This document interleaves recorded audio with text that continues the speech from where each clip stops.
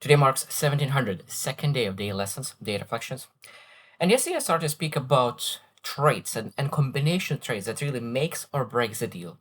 As I shared that you, if you are assumptive, but you respond, you reflect on your assumption, and you verify your assumption, that is not as a bad thing. But when you really look into that, if you are something and reactive at the same time, that combination is worst because you act on your assumptions, and most assumptions are wrong. And when you react on that wrong assumption, of course, you make a lot of mistakes. So yesterday I shared 7 combinations of traits that really is the worst. And there's so many combinations, but I just really start to share that I truly believe that it's not one trait makes or breaks the deal, but literally combinations of traits that really makes the difference. So today we'll share 7 combination of traits that really be able to work on to develop. So when we really seek now, okay, I want to develop character trait. So let's look into not how to develop that character trait, how to develop combination of traits that really makes or breaks the deal. So number one is calm and curious. Calm and curious. Such a beautiful combination.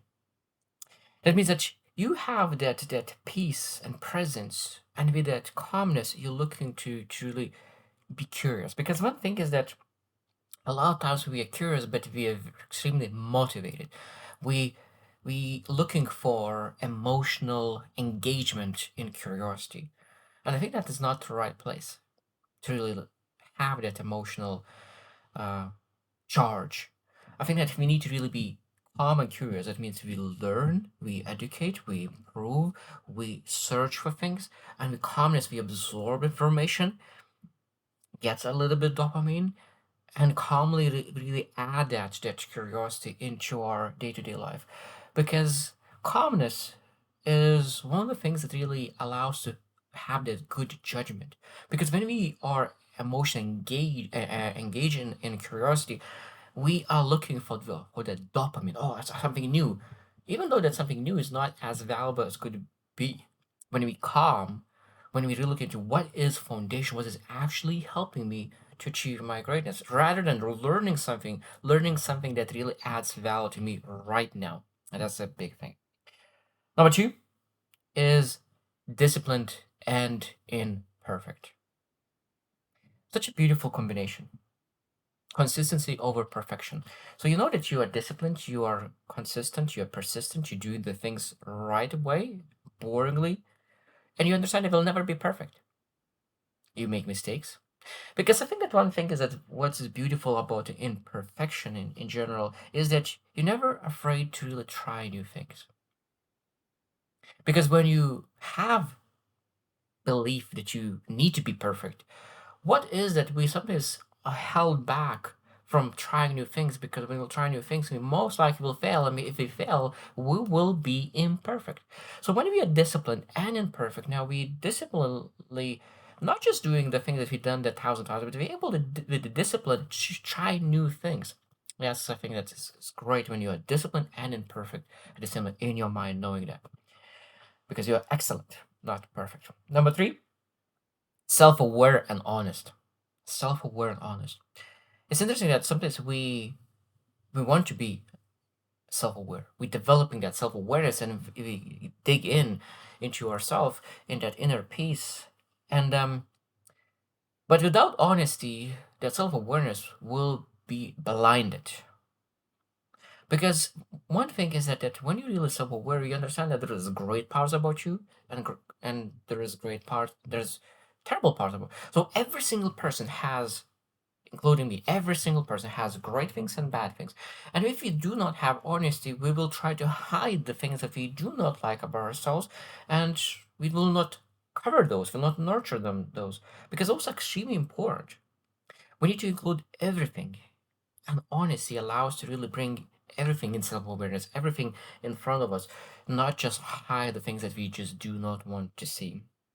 And that's why self-awareness without honesty sometimes could be blinded. Number four is ambitious and patient. That is a masterpiece. Ambitious and patient. Because you can be ambitious and pursue some kind of schemes all the time. Be extremely ambitious and always pursuing shortcuts. shortcuts after shortcuts after shortcuts after going after scams, after different things that's really making money or succeeding with a very short period of time. So ambitious and impatient is one of the recipes for disaster as well. We need to be ambitious and patient, playing the longer game.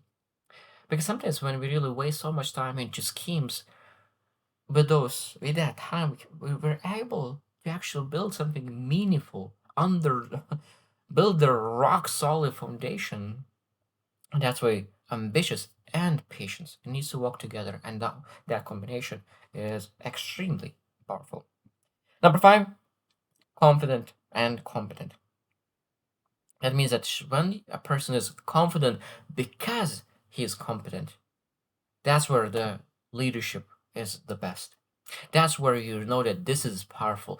Because sometimes people, as I shared yesterday, confidence in ignorance and incompetence is one of the worst things because their confidence comes from ignorance. They have no idea how much they do not know. But when you know that your confidence comes from competence that you actually earned, that is the true power. True power. Number six, emotional aware and regulated. That means that being able to really be aware of your emotions and really, because we're not able to control 100% our emotions.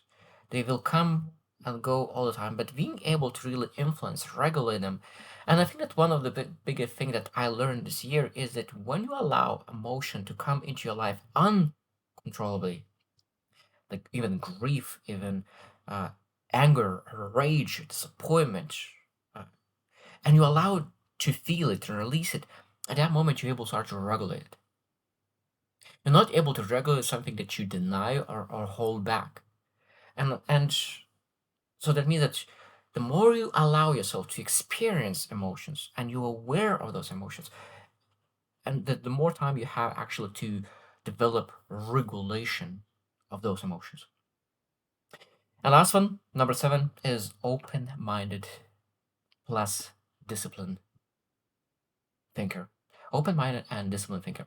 So that really means that we're able to really look into how we're able to open my mind for new things, new territories in my mind. And at the same time, we're able to really say that I want to be a disciplined thinker. So what it means is that I constantly question things. I constantly add new things. I constantly reevaluate things because that is disciplined thinker who is disciplined with his thoughts.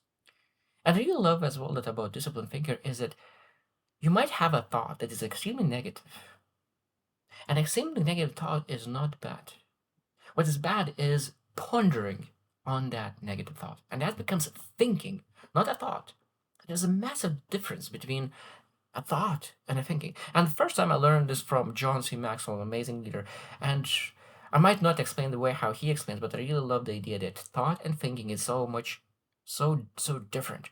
And we need to really be a disciplined thinker. We're actually able to understand, okay, if the thought is negative, we're able to really remove things, but at the same time, constantly look for new ideas, open-minded, and not remove idea right away. And being able to verify those ideas that are coming. That's just open-mindedness. Really accept, verify, and with curiosity. And I think that's the beautiful thing. There's we need to be flexible in our mind. That's for sure. So there's a lot of great combinations, and I think that it's as I said at the beginning, it's extremely important to really look not just how to develop a character trait, but really how to develop combinations of traits that really push you forward. Because having one character trait will not make a difference, but having two combined will make a huge difference. And I think that even when we consider even adding even maybe third and look into how I could develop three character traits that are intertwining and compounding to each other, that's where a true success I think lies right now. So I hope you choose to win and see you tomorrow.